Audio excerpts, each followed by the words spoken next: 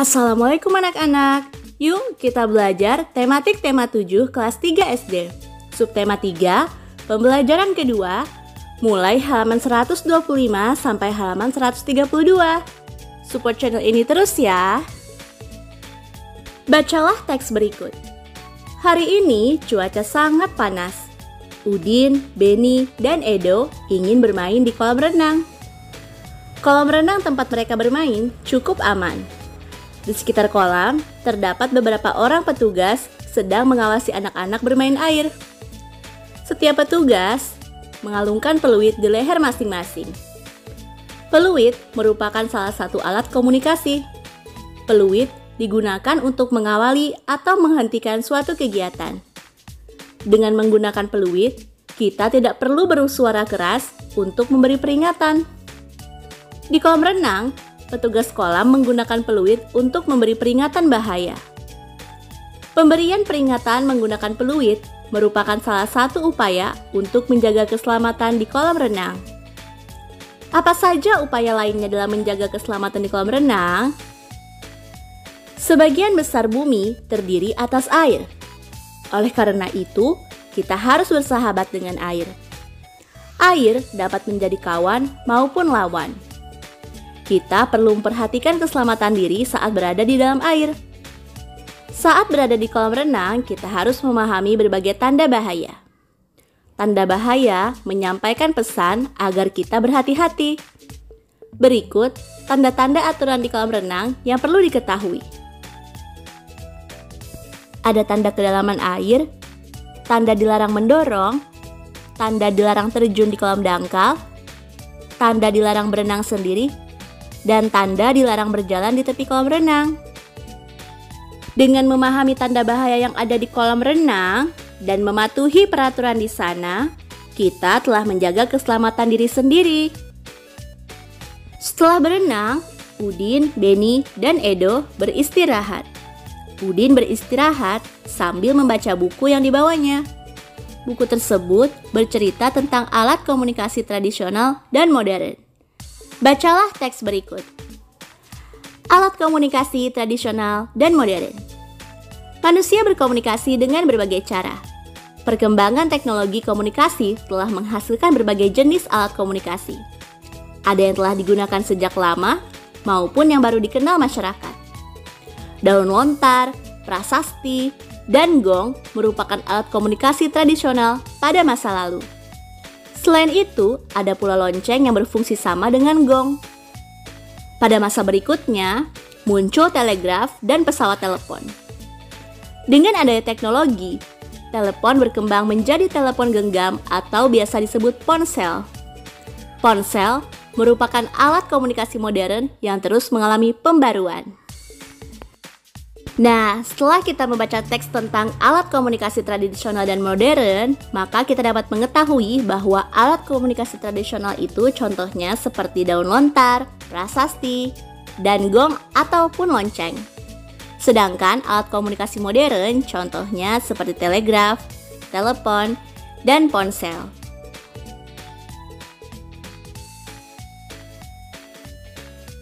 Selanjutnya, mari kita lengkapi kalimat berikut menggunakan kata-kata yang sudah tersedia pada kotak berwarna merah muda. Kata manakah yang cocok untuk diisi pada kalimat nomor 1?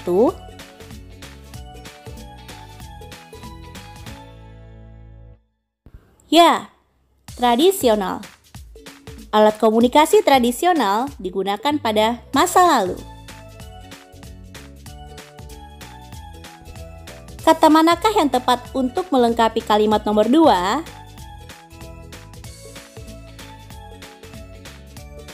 Ya, kentungan. Kentungan termasuk ke dalam alat komunikasi tradisional. Kata manakah yang cocok untuk mengisi kalimat nomor 3?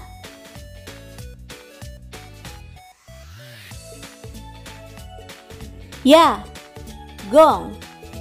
Lonceng dan gong memiliki fungsi yang sama. Kata manakah yang cocok untuk mengisi kalimat nomor 4?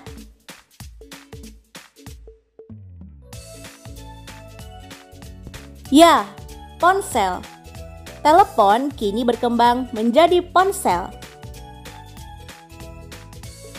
Kata manakah yang cocok untuk mengisi kalimat pada nomor 5?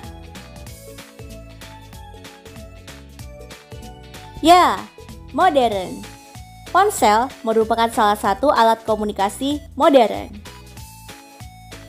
Selesai membaca, Udin menceritakan isi buku kepada Edo dan Benny. Setelah bercerita, mereka berdiskusi tentang isi buku. Diskusi adalah salah satu contoh bentuk komunikasi. Benny memberikan pendapat dengan santun tentang alat komunikasi sederhana yang masih dapat dipakai hingga saat ini. Edo menanggapi dengan penuh semangat. Udin menjadi pendengar yang baik sambil sesekali memberikan tanggapan. Gaya Udin, Benny, dan Edo saat melakukan diskusi berbeda-beda.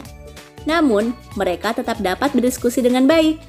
Hal tersebut terjadi karena sifat tiap orang pasti berbeda.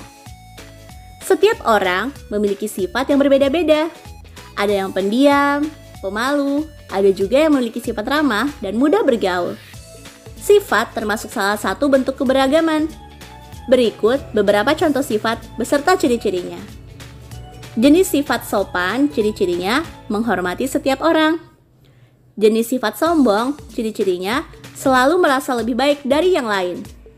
Jenis sifat keras kepala, ciri-cirinya tidak mau mendengarkan pendapat orang lain. Jenis sifat rendah hati, ciri-cirinya selalu menghargai orang lain.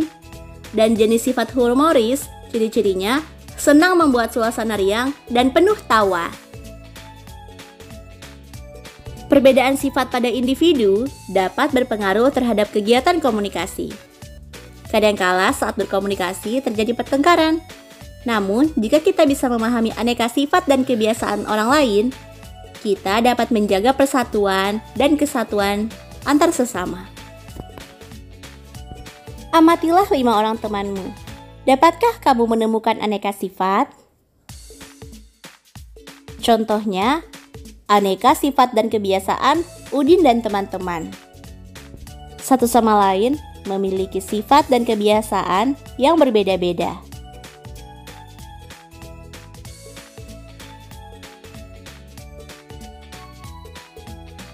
Perbedaan sifat dan kebiasaan dapat menyebabkan masalah saat berkomunikasi. Kadangkala saat berkomunikasi terjadi pertengkaran. Dengan memahami aneka sifat dan kebiasaan teman, kita telah menjaga persatuan yang sesuai dengan sila ketiga Pancasila, yaitu Persatuan Indonesia.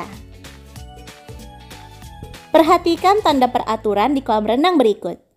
Apa maksudnya? Jawab di kolom komentar ya. Ibu tunggu.